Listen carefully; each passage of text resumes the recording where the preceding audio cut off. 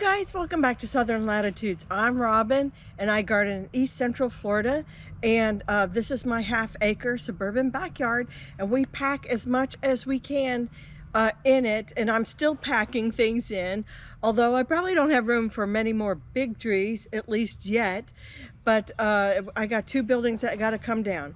But anyhow, I had a request from Steph, Plumeria Cottage, and Miguel. And all three of you wanted to know, how do I fertilize the plants around here? Well, after I got to thinking about it, I was like, this is really complicated. It's very complicated because I'm not always settled on something. I'm ever evolving, ever changing. And not only that, but everybody else has their own 2 cents worth and different way of doing things and opinions, and what works well depending on their soil. So my first point to your question is that now March is a great time to get your soil checked. If you have a county extension agent anywhere around you, I would say start there, especially if you're brand new, you don't know anything about what your soil is like or what was grown on it before or whatever. I would start there with the soil check. I know that the pH is pretty good here and pretty good in my house garden. We've been building up better soil microbes and mycorrhizae in the front, well, at least north garden, not so much south garden. And I know I'm a bit acidic here under the pines with the food forest. So I kind of use that as my base. So let's start with a couple terms, because that's always what seems to get people first in the store. Do I buy organic? Do I not buy organic? So if you look closely on the bags, you'll see OMRI. I always switch those two around. So it stands for Organic Material Review Institute, and those are the people that slap the labels on saying this is organic or this is not organic. For me, I am not as terribly concerned about organic versus inorganic. I'll use inorganic stuff frequently, but I think more of something that's important to me is it synthetic or is it like more of a natural organic, in the sense that it has less NPK, which is nitrogen, potassium, and phosphorus, or nitrogen, phosphorus, potassium. But anyhow, so let's go over those two things next.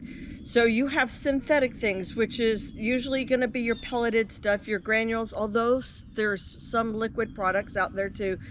And those are like the bags of 666 or 10-10-10, or maybe you'll see tomato fertilizer or flower fertilizer or something like that. Those are usually the granules, and you put them out by a certain measurement, a cup, a quarter cup, whatever. And those are, I'm comparing it to sugar. So those are very fast acting. You'll see a very fast boost. Even if you just put like lawn fertilizer down, you'll see it green up, it gets really lush, and might even try to seed a little bit. So that's a fast sugar, but it's not long lasting. Just like if I were to feed my kids when they were little, you know, a Snickers bar or a Kit Kat or Reese's, I mean, they'd be bouncing off the wall, right? But they're gonna come down and crash hard, right? That's easy to understand. Well, that's kind of what a synthetic fertilizer does. Now, okay, so that, because of that boom, boom, boom, boom, and I get a lot of growth out of it, that means you're gonna have to fertilize like every month with it. So is it good? Yeah, you'll see good results, and sometimes, you know, I like that or I need that in the moment. But then there's other times where I say, okay, I have freshly amended all these beds, or as many of them as I can, with mushroom compost. So that's more natural, more organic, although it's not certified OMRI, but it has less NPK, but it feeds for a longer period of time, and I don't have to worry about my beds that have been amended with a good compost. you know, 3-6 months is what's recommended. I tend to now that the beds have been amended so many years, I tend to just do that once a year. If I've missed a bed or area, I'll order some in the, you know, in the opposing 6 months, and I'll spread that. But so these things, organic things, are a little bit more water soluble, so they're easy to be absorbed. So that's fast in that regard. Whereas the synthetic, you do have to, like the granules, you have to water them in yourself. I suppose that's maybe a no difference for you, but I'm just putting it out there in the universe for you to know. I'm trying to be as complete as I can, although I probably won't be able to cover everything in a, you know, a reasonable 20-minute video. The synthetic does less to build soil, so that's why it's not always my go-to. I guess I juggle both, you know, like sometimes I do need something fast, but then there's times I am still building soil. You do see me cultivate, but I only cultivate like an inch or two, unless I'm doing carrots, and then I'll just cultivate that one area deep and make it fluffy. So before we move on to each individual bands, I would be wrong to forget to include, okay, so fertilizers do leach into the ground. They go through the watershed and out to the waterways. When my kids were in 4-H, they had this beautiful board of a little, you know, square mile, that's what they call it, and it has like the people's farms or houses, subdivision, and then it shows how things go into the watershed, the waterways, and they can go through the soil, but they can also like in say hurricane rains or something, they can just run off the top of the ground, or you can mow your grass, and the clippings and all that, especially if you live like right on the river, you know, you have to be super careful. I probably never use anything synthetic at all if I lived on a river or off of a river. So because of that, we have usually jurisdiction related bans. Each city or county has their say in bans. So for example, I'm in Brevard County. Some of you may be in Lake or Seminole or something like that. And our fertilizer ban is from June 1st to September 30th. Or I just like to say October 1st. So it's June 1st, October 1st, right? And that stops the majority of when people fertilize, especially their lawns. That stops the majority of the fertilizer running off and creating an algae bloom. And also with that, when you get the algae bloom, it eats up or destroys, it's destructive, it depletes seagrasses, which then in turn, I got crows over me. It depletes the seagrass, which and then in turn hurts manatees and other fish that feed off of grasses, mullet and stuff like that. Down in Miami, you have a little different situation probably because you get warmer faster. So they start the fertilizer ban sooner, and that is May 15th, and that goes to October 31st. So you have an extra month at the end of the calendar. So an extra 2 weeks in the front end, an extra month on the end. Okay, so let's talk about vegetable gardening and fertilizing that, because that is a large component of what I do out here. So anyhow, as I mentioned earlier, I start with a really good mushroom compost in the beginning. That is expensive, and that is a cost that we take into account. It's gonna cost me $300-400 from the get-go. It's not easy to do, but my husband insists, you know, that's his way of saying, let's eat as organically and chemical free as possible. Do I do chemical free? Not totally, because I do add the synthetics sometimes. But so I start with that. I put a nice layer down. For seedlings, I usually don't put anything in. If I'm going to do like a seed starting mix in a tray, I do bone meal and blood meal. I rarely do anything else other than that. Let's see. I'm trying to build soil biology in my big gardens, and it's working too. Now, this yard did come with a lot of good worms. It was a raw piece of land in the beginning, and so there was a lot of leaf litter. There was a lot of breaking down trees.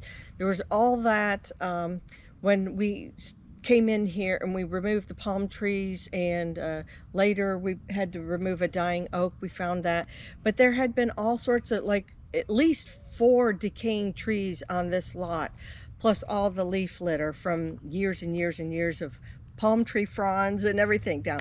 So I had a pretty good base already to work with, and worms especially. I had so many worms over here. And then before we even opened up this lot, I was putting in fish heads, fish guts, you know, everything, sometimes table scraps that had gone bad. I was bait fish, because we fish too, and sometimes, you know, the squid or whatever, my husband just wouldn't use it out there fishing.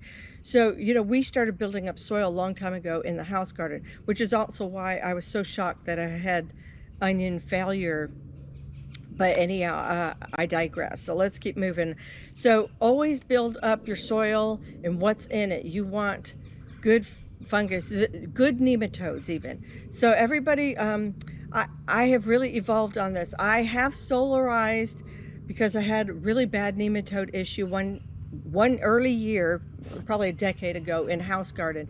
And I think I'm not going to do that, because the Urban Harvest gardener, I think that's her channel name is Urban Harvest. Anyhow, she has totally convinced me. She had a very extensive, long video about, and I'll put it in the description box below, talking about how you're killing the good nematodes as well as the bad nematodes. So I'll probably never solarize again,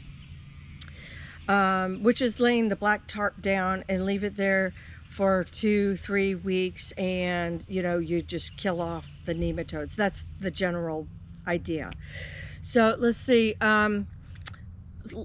Okay, so this is where having your soil tested would be good. If you're very acidic, like back here under these pine trees, you'll want to put some amendment like lime. If you're going to put fish heads down, I saw that Hollis and Nancy Homestead, they put a lot of lime over the fish guts, but that's more for smell. But I am sure that is really helping with calcium uptake for the plants too. So there's probably multiple reasons to add in lime. When I started the tomatoes, squirrel came down from the tree, Buddy went for it.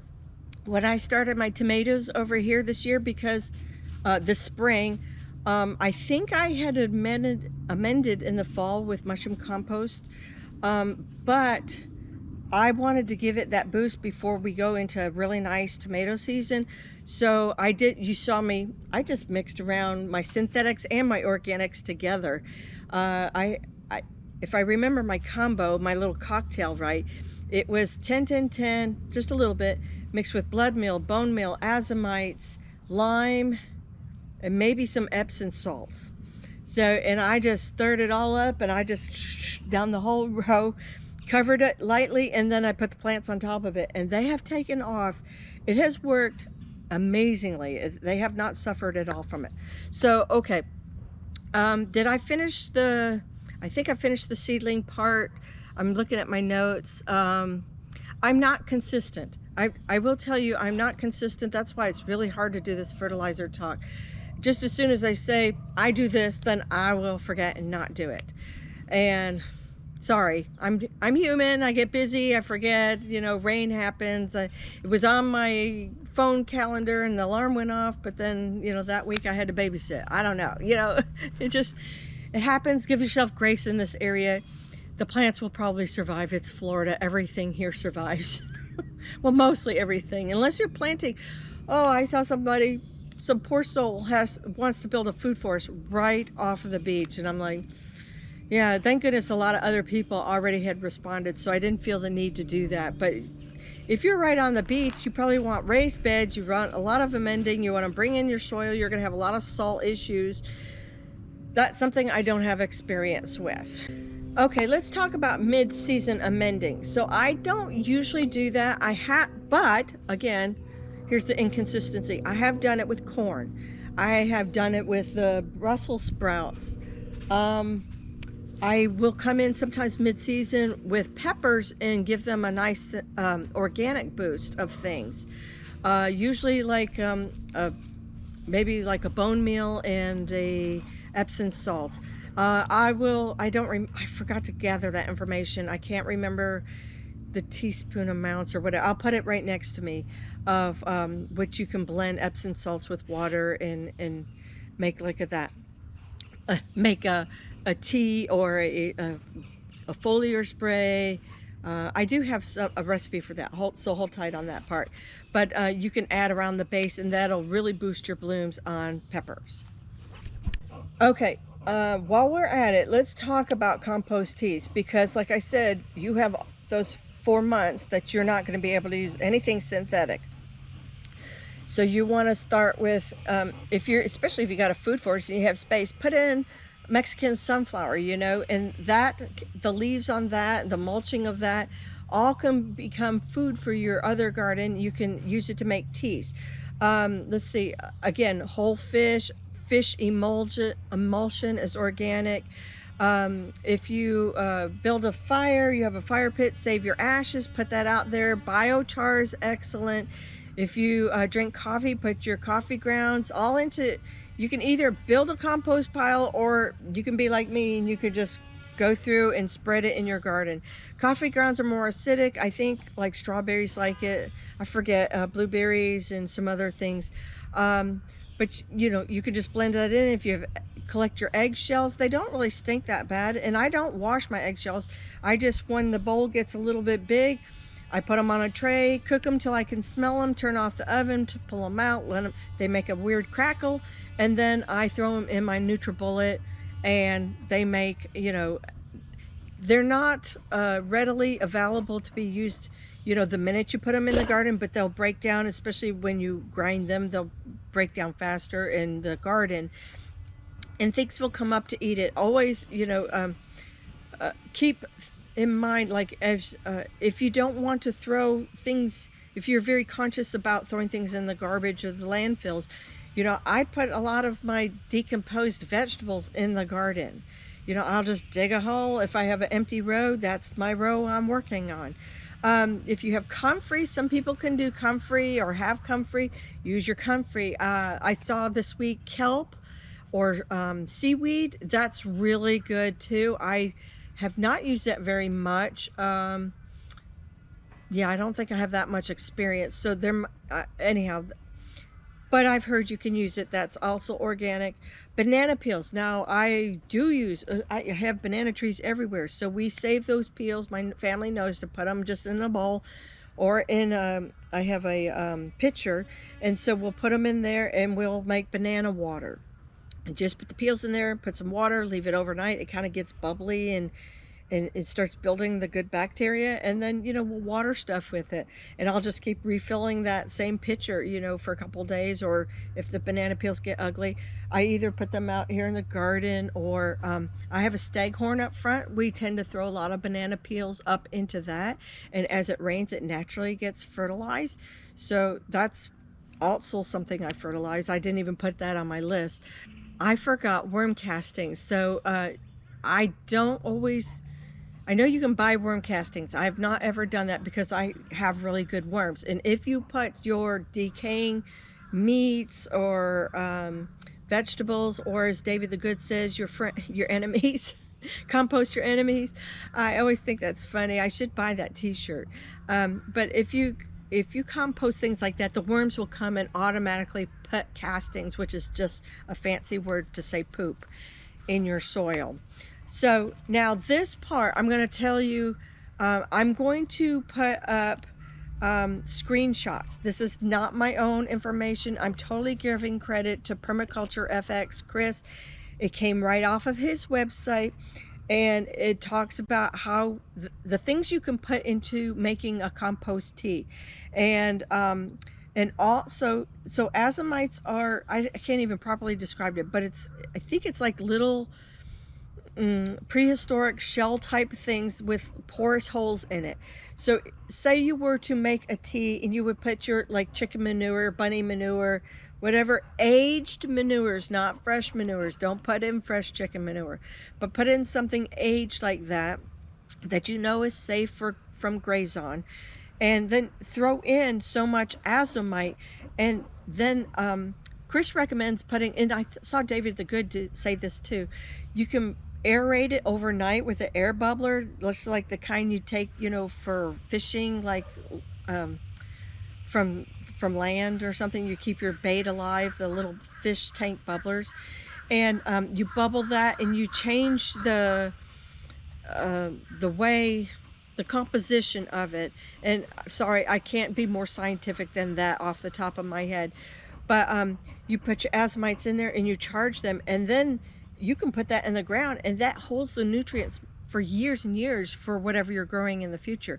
But also, you take the tea, you skim the liquid off the top, you put it in a container, and you can do a foliar spray, especially in those 4 months, or if you're in Miami-Dade, much longer, 5 months, 5.5 months, you can spray all your things, and it doesn't burn because it's not hot, especially if you use the aged manure. Don't use any fresh manure. I can't stress that enough. So he has sort of a rule, especially for March. I saw that he had a rule. So he uses the first 2 weeks of March to do all of his trees, his stone fruits, his berries, his grapes. And then he uses the last 2 weeks to go through. Of course, they have a big farm, big farm. And then they do all their tropicals, avocados, mangoes, whatever you have that's tropical. They do the foliar spray then. And then I suppose if you have your vegetables up and going, just pick a time that's convenient for you. Okay, so now let's go into onions, because that is a completely different world, and it's an easy answer, so that'll be quick. Once again, I want to stress, this is how I do things. This is not like what I say everybody has to do. You have to adjust it to your zone, your climate, your yard pH, all those things. Okay, so with that said, I've already admitted I do sometimes put a little blood meal and bone meal, especially blood meal, in the soil as I'm getting ready to do onion starts. I start from seed usually, and I want them to have a lot of nitrogen. I don't use granular. I usually use like blood meal, you know, broken down already. And if that's a good time to use your organics, okay? So they come up, they pop up really quick within a week, usually within 3 weeks to a month, sometimes 6 weeks if you're getting low. I don't know where you are in the country. For me, it's a month, but it could be up to 6 weeks, especially I've seen that in South Georgia. Is about the time you start transplanting. I pop them into the ground. I give them about 2 to 3 weeks to get over the shock, and there's nothing in the soil other than just good soil. And you can do compost, like a mushroom compost or a good organic compost too. Put them into that. They won't burn. They'll take, when they start taking off, then I go to ammonium sulfate every 3 weeks.